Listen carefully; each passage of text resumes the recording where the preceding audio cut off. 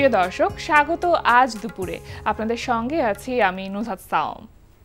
সবাইকে শুভেচ্ছা জানিয়ে শুরু করছি আজ দুপুরের আজকের আয়োজন। আজ থাকছে সংস্কৃতি, এনটিভি অনুষ্ঠানসূচি ও দুপুরের অতিথি। প্রথমেই থাকছে সংস্কৃতি। ধানমন্ডির বেঙ্গল শিল্পালয়ে অনুষ্ঠিত হচ্ছে শিল্পী কাজী আব্দুল বাসেতের শিল্পকর্ম প্রদর্শনী বৃষ্টিতে রোদের কণা। প্রদর্শনীতে শিল্পীর অ্যাক্রিলিক, প্যাস্টেল, চারকোল, জল রং ও কালি কলমের রেখাচিত্র সহ মোট ৭২টি শিল্পকর্ম স্থান পেয়েছে। প্রতিদিন বেলা ৪টা থেকে রাত ৮টা এই সময় প্রদর্শনী চলবে ১১ জানুয়ারি পর্যন্ত। ধানমন্ডি আলিয়াস প্রসেসের লা গ্যালারিতে অনুষ্ঠিত হচ্ছে ডাউনওয়ার্ড সারফেস শীর্ষক দলীয় চিত্রকলা প্রদর্শনী। প্রদর্শনী চলবে ১৯ নভেম্বর পর্যন্ত। এবার এনটিভি অনুষ্ঠানসূচি। এবার জানিয়ে দিচ্ছি এনটিভির আজ রাতের বিশেষ বিশেষ অনুষ্ঠানগুলির সময়সূচি। সন্ধ্যা ৬টা ১৫ থাকছে বিশেষ টকশো সংলাপ প্রতিদিন।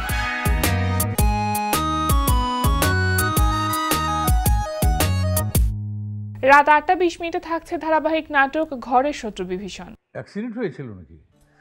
আরে আঙ্কেল, তেমন কিছু না, জাস্ট সামান্য। কি বলছেন? হ্যাঁ, সামান্য? আপনি প্রচন্ড ব্যথা পেয়েছিলেন। আশ্চর্য ব্যাপার, তোমার তো এই কথাটা বলা উচিত ছিল। হ্যাঁ, বাই দ্য ওয়ে, তুমি ওকে চেনো নাকি? না, মানে আমার গাড়িতেই তো ওনার অ্যাক্সিডেন্টটা হয়েছিল। আচ্ছা, আপনি সেদিন বললেন না আপনাকে কে বিয়ে করবে? কে বিয়ে করবে বলি না, আমি বলছি আমাকে কে বিয়ে করবে। মানে আসলে আমার মতো পাগল সঙ্গে কে বিয়ে করবে?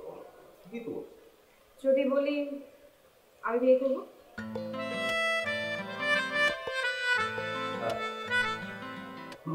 মজা নিতেছো তোমরা। রাত ৯টায় থাকছে অনুষ্ঠান স্যান্ডেলিনা গ্ল্যামার ওয়ার্ল্ড।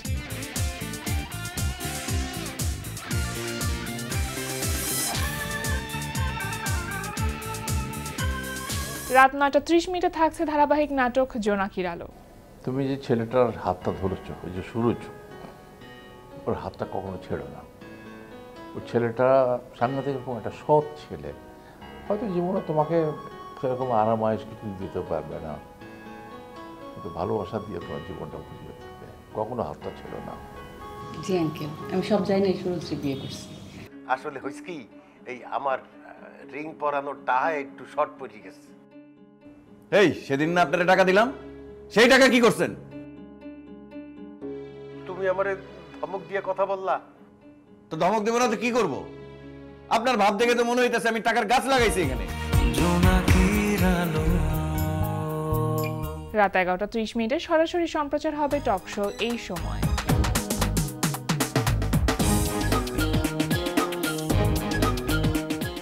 এই ছিল এনটিভির আজ রাতের বিশেষ বিশেষ অনুষ্ঠানগুলির সময়সূচি। এবার দুপুরের অতিথি। প্রিয় দর্শক, আমাদের আজ দুপুরের অতিথি বংশীবাদক কামরুল আহমেদ। শুভ দুপুর ভাইয়া। শুভ দুপুর। কেমন আছেন? আছি আলহামদুলিল্লাহ, খুব ভালো। আপনাকে পেয়ে খুবই ভালো লাগছে। আপনি একজন বংশীবাদক, যেমনটি বলছিলাম। আমার কাছে তো মনে হচ্ছে আপনি একজন হ্যামিলনের বাঁশিওয়ালা। অনেকগুলো বাঁশি, তাই? অনেকগুলো বাঁশি এবং একটা বাঁশির ব্যাগ আছে। কতগুলো বাঁশি আছে আপনার কাছে? এখানে প্রায় 25-30টার মতো বাঁশি, অনেকগুলো বাঁশি। অনেকগুলো বাঁশি। এই যে বাঁশি বাজানোর প্রতি যে আগ্রহটা, যে ভালো লাগাটা, এটা কাকে দেখে প্রথম অনুপ্রাণিত হয়েছিলেন? আমি ছোটবেলা থেকে, আমার বাবা বাঁশি বাজাতেন, বাংলাদেশ বেতারের মিউজিক ডিরেক্টর ছিলেন। তো বাবার কাছ থেকেই শেখা, কিন্তু ইচ্ছাটা হচ্ছে আমার মায়ের। মানে আমার মায়ের খুব ইচ্ছা ছিল যে আমার বাবার যে বেসিক যে ইনস্ট্রুমেন্ট ছিল সেটা তো কেউ, আমার কোনো ভাইরা ইয়া করতেছে না। তো লাস্টে আমি প্রথমে তবলা বাজাতাম। তো তবলা বাজাতে বাজাতে হঠাৎ করে একদিন আমার মা বললো যে এই বাঁশিটা আমি তোমাকে দিলাম, তুমি এটা কি করবা করো, দেখো তোমার।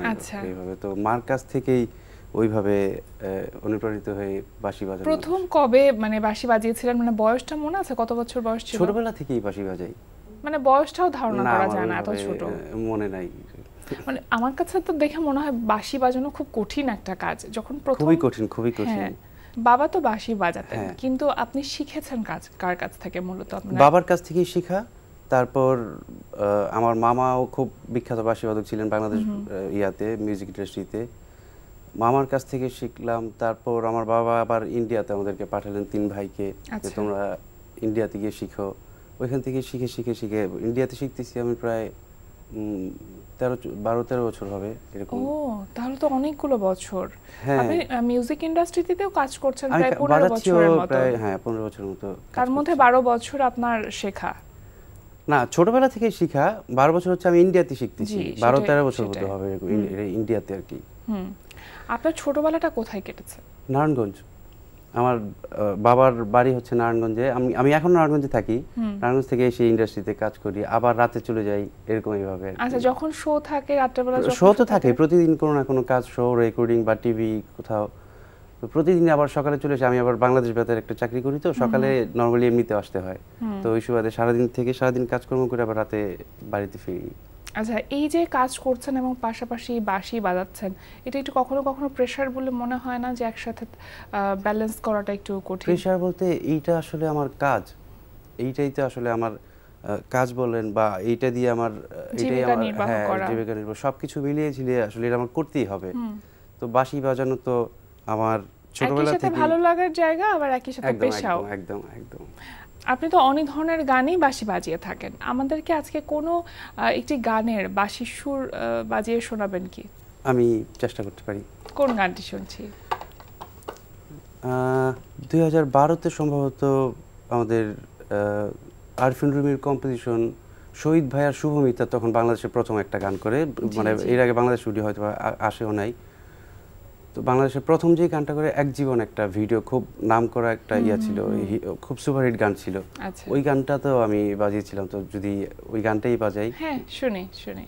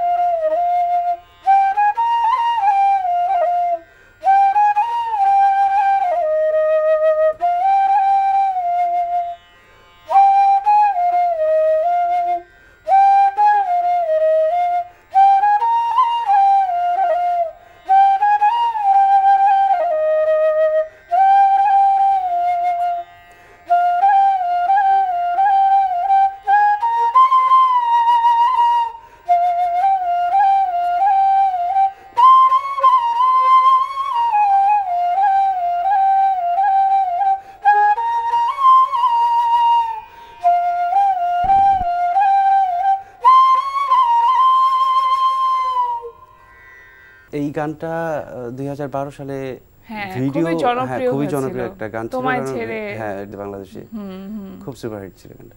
আচ্ছা, আপনার এই যে বাঁশির সাথে যে পথ চলা, সেটা অনেক লম্বা, মানে এত গল্প আছে, এবং দেশের বাহিরেও আপনি প্রচুর শো করতে গিয়েছেন, সেখানেও অনেক রকম গল্প আছে। দেশের বাইরে এমন কোনো অভিজ্ঞতা আছে যেটা এখনো পর্যন্ত আপনার স্মৃতির মণিকোঠায় গেঁথে আছে? সব জায়গায় ধরেন, লাস্ট আমি অস্ট্রেলিয়াতে গেলাম। অস্ট্রেলিয়াতে মানে আমাদের ওই প্রোগ্রামটা সাউন্ড ধরেন খুব একটা ভালো ছিল না আর কি। তো হঠাৎ করে ওইখানে সাউন্ডের মধ্যে আমরা যেইভাবে প্রোগ্রামটা করছি, এত সাকসেসফুলি প্রোগ্রাম করছি, আমি সাউন্ড ছাড়া খুব সাকসেসফুলি প্রোগ্রাম খুবই কম করছি এইভাবে। তো আমাদের আর্টিস্ট ছিল কনক চাপা, তো ওনার সলো প্রোগ্রাম ছিল, আমরা ওনার সাথে প্রোগ্রামে গিয়েছিলাম। খুবই ভালো প্রোগ্রাম ছিল, আমার মানে খুবই স্মরণীয় একটা প্রোগ্রাম আমার জীবনে। জি, এই যে কনক চাপা ম্যামের কথা বলছিলেন, এছাড়াও তো আরো অনেক সঙ্গীত শিল্পীর সাথে আপনার কাজ করা হয়েছে, কাদের কথা বলতে চাইবেন আজকে? আমি আমার জীবনের শুরুতে প্রথম যে রেকর্ডিং কাজ করি, শুরুতেই ধরেন আমার জীবনের স্বপ্ন যারা ছিল, যে রুনা লায়লা, তারপর এন্দ্র কিশোর, ওনাদের ছোটবেলা ওনাদের গান শুনে আমরা বড় হয়েছি। তো আমার জীবনের শুরুটাই হয়েছে ওনাদের গান বাজিয়ে। একটা মন বসে না পড়ার টেবিল একটা ছবি ছিল, ওই ছবির পুরা দেবু চাচার কম্পোজিশন ছিল আর কি। সঙ্গীত পরিচালক হিসেবে দেবু কাকা ছিল আমাদের সঙ্গীত পরিচালক।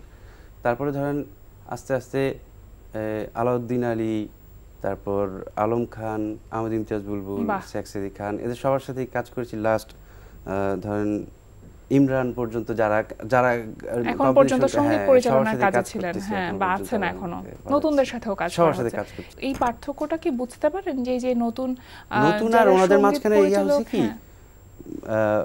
ওনারা বেসিক গান বাজনাটা বেশি বেশি স্ট্রং ছিলেন, যা মানে আলাউদ্দিন আলী বলেন রিহার্সালের জায়গাটা অনেক বেশি ছিল। ওনারা শিখছে অনেক বেশি, ওনারা ডেলিভারি দিছে অনেক বেশি, যেই পরিমাণ সুর করছে এই দেশে এইগুলা তো মানে একদম অসম্ভব বিষয়গুলো ওনারা সম্ভব করে দিছে। কারণ হচ্ছে একটা আলাউদ্দিন আলী একটা আহমেদ ইমতিয়াজ বুলবুলের জন্মাবে না, কখনোই হবে না, এই দেশে আর ফিরবে না। আসলেই তাই, সবাই হয়তো চেষ্টা করবে এবং সেই চেষ্টাটাই ওই জায়গাটা নতুন যারা এদের সাথে কাজ করে হেভি মজা কেন, কারণ এরা খুব ভালো একটা সাউন্ড, খুব ভালো সবকিছু মিলে একটা ভালো মানে ডিজিটালাইজেশনের যে প্রভাব সেটা আছে। ওই সময়টা থেকে আমি ইন্ডাস্ট্রিতে ইন করছি আর কি, তো ওইভাবেই চলে যাচ্ছে। তবে একটা দিক থেকে আপনি কিন্তু বেশ ভাগ্যবান যে আপনি নতুন পুরানো সবাইকেই পেয়েছেন, সবার সাথেই কাজ করতে পেরেছেন। অডিওর আমলেও কাজ করেছি আমি, ধরেন আমি যখন মার্কেটে ঢুকি তখন অডিওর সেক্টরটা ছিল, তারপর লাস্ট ইয়ারটা ছিল, তারপরে আস্তে আস্তে সিডি আসলো, এইভাবে এখন তো ইউটিউবের যুগ, এখন তো এইভাবে অনেক পরিবর্তনের সাক্ষী। একদম একদম। যখন কোনো কাজ আসে আপনার কাছে তখন কিভাবে আসলে কাজটা মানে তার সাথে ডিলটা কিভাবে করেন আপনি, কোন কাজটি করবেন কোন কাজটি করবেন না, এটা সিদ্ধান্ত? হ্যাঁ, যে কোনো মিউজিক ডিরেক্টর আমাকে ফোন করলে প্রথমে যে ভাইয়া ওই তারিখে ফ্রি আছেন কিনা, বা কিভাবে কখন কাজটা করা যায়, ওইভাবে আমি সময় মতো গেলেই কাজটা মিউজিক ডিরেক্টরের সাথে বসলে উনি কি বানাইছে কিভাবে কি করছে এটা শুনে তারপর তার যে প্ল্যানিংটা সেটা শুনবেন। ধরেন একটা ফিল্মের গানে তো অনেক প্ল্যান থাকে, কখনো একটা গানের মধ্যে ধরেন একটা স্যাড গানের মধ্যে ইন্টারলিউড পার্টগুলোতে ওনার একটা সিকোয়েন্স অনুযায়ী রোমান্টিক কিছু করতে হবে মিউজিক পার্টটাতে। এর আগে তো গানটা হচ্ছে স্যাড, কিন্তু মিউজিক পার্টের ওই পিছনের কোনো সিন দেখাবে এরকম অপশন, ওইটা আবার ভাইবা চিন্তা বানাইতে হয় যে এখানে রোমান্টিক কিভাবে কি বাঁশি ইউজ করা যায় বা স্যাডনেস কিভাবে তৈরি করা যায়, এরকম প্ল্যান থাকে। সেই প্ল্যানিং অনুযায়ী কাজ হয়। আরো একটি বাঁশির সুর শুনি, যেহেতু দুপুরের আয়োজন, একটি রাগ শুনি।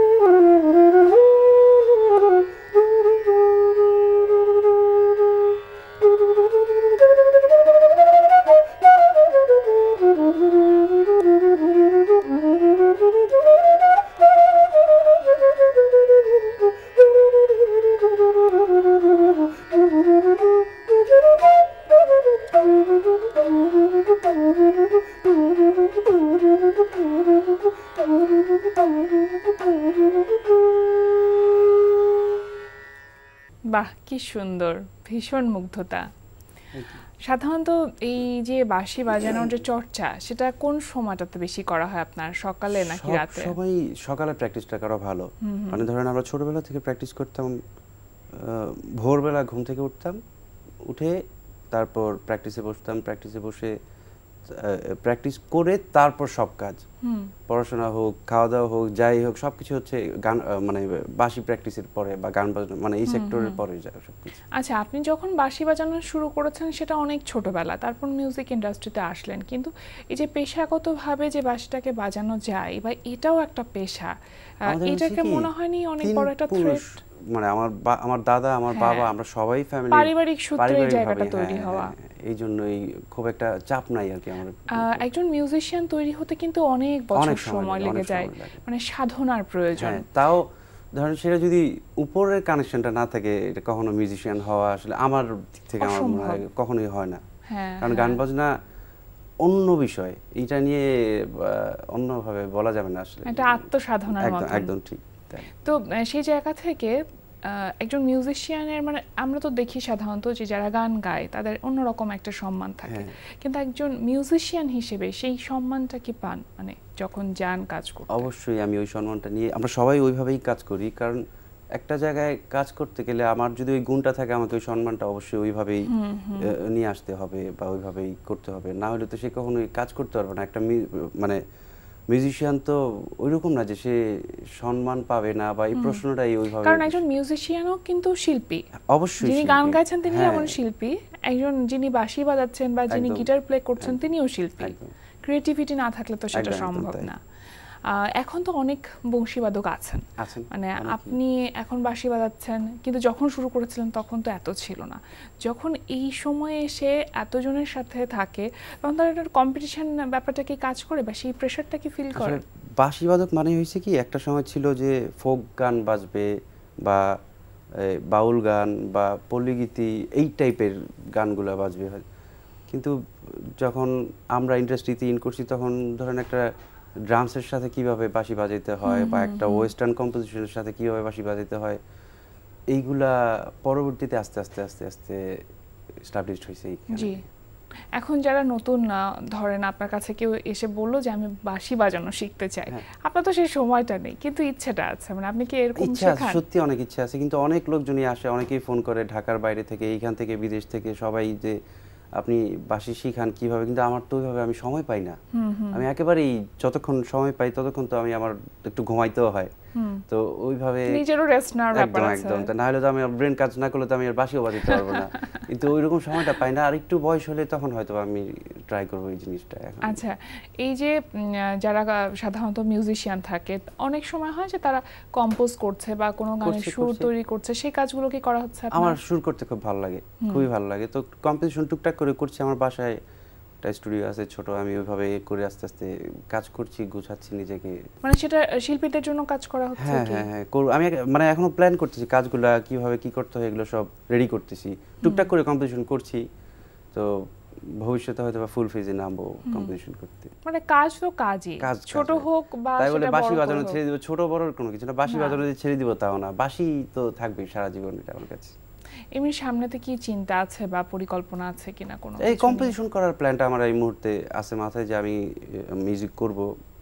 বাঁশি তো বাজাচ্ছি, বা বাঁশির জন্য আমি হয়তো বা কম্পোজিশন করতেও পারতেছি না, কারণ হচ্ছে আমি তো অন্যের রেকর্ডিং বাজে এমনিতেই টাইম পাই না, নিজের রেকর্ডিংগুলো তো করার ওইভাবে সময় পাচ্ছি না কোনোভাবে, এই জন্য পিছিয়ে আছি একটু, না হলে আরো আগে কম্পোজিশনের নাম নেমে যেতাম। আপনার অন্যান্য ভাই যারা আছে তারাও তো মিউজিশিয়ান, হ্যাঁ, তো আপনারা সবাই মিলে কোনো কিছু করার পরিকল্পনা করছেন কি? আমরা 3 ভাই মিলে একটা কিছু ক্লাসিক্যাল প্রোগ্রাম করি। 3 ভাই, মানে আমাদের গ্রুপটার নাম হচ্ছে আহমেদ ব্রাদার্স। আচ্ছা, তো আমরা ওইভাবে, আজকে আমি একাই আসছি, আমার ভাইরা হয়তো বা কোনো একদিন নিয়ে আসবে, সবাই মিলে ওইভাবে। অবশ্যই। আহমেদ ব্রাদার্স কি কাজ করবে সামনে? আহমেদ ব্রাদার্স বিভিন্ন রাগগুলা ধরে কম্পোজিশন করে করে করে করে এইভাবে আগাচ্ছে।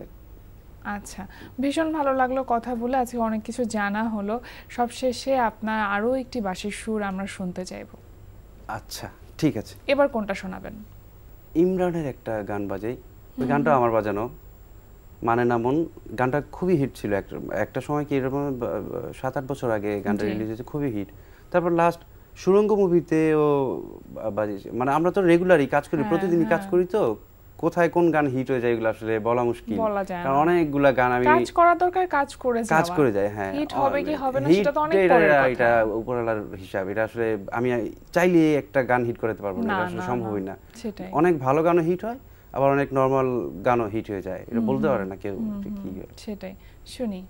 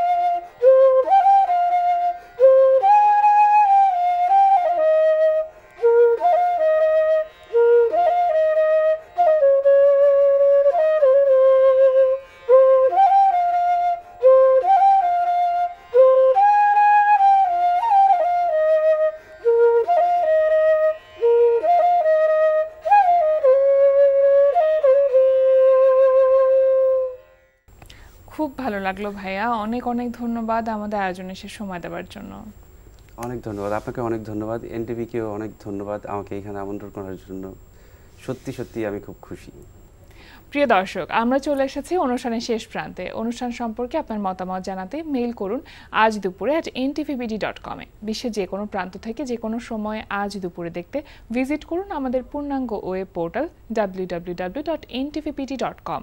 এছাড়া এনটিভি সব জনপ্রিয় অনুষ্ঠান ও খবরের আপডেট পেতে ভিজিট করুন আমাদের ইউটিউব চ্যানেল ও ভেরিফাইড ফেসবুক পেজে। সবার মঙ্গল কামনায় আজকের মতো এখানেই শেষ করছি। শুভ দুপুর।